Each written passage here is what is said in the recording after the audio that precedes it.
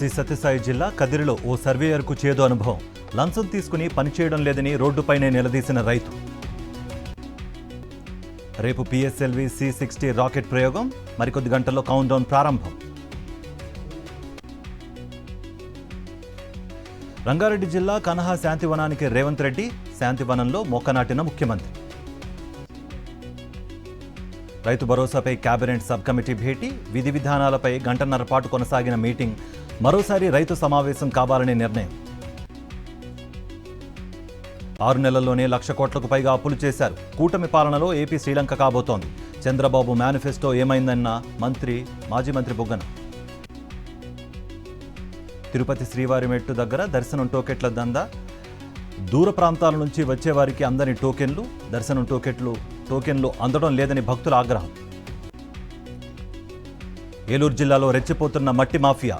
ద్వారకా తిరుమల మండలంలో యథేచ్ఛగా మట్టి తవ్వకాలు. అధికార పార్టీ నేతల తవ్వకాలను పట్టించుకోని అధికారులు.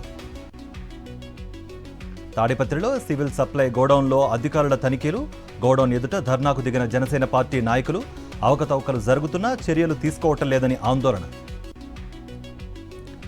కేసీఆర్ను ఎదుర్కోలేకే కేటీఆర్పై కేసులు. మాది భయపడే బ్లడ్ కాదు, భయపెట్టే బ్లడ్ అన్న కవిత.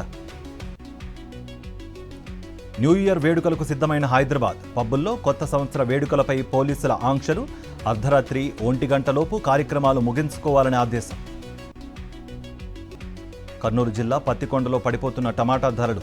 గిట్టుబాటు ధర రాకపోవడంతో పొలాల్లోనే వదిలేస్తున్న రైతులను ఆదుకోవడంలో చేతులెత్తేసిన కూటమి సర్కార్. అనకాపల్లి జిల్లా నర్సీపట్నంలో దారుణం. వెంకునాయుడుపేటలో తండ్రి కొడుకుల మధ్య గొడవ. గాయాలతో ఘటనా స్థలంలోనే మృతి చెందిన కొడుకు. ఓస్లో ఎయిర్పోర్ట్లో కెనడా విమానం క్రాష్. హైడ్రాలిక్ సమస్యతో విమానం ఎమర్జెన్సీ ల్యాండింగ్. రన్వేపై విమానం రెక్కలు క్రాష్ కావడంతో మంటలు. చలిగాలులతో గడ్డకట్టుకుపోతున్న ఉత్తర భారతం. హిమాచల్, కశ్మీర్, ముంబై, ఢిల్లీలపై మంచు దుప్పటి. రహదారులపై పేరుకుపోయిన మంచు. వాహనాల రాకపోకలకు బ్రేక్.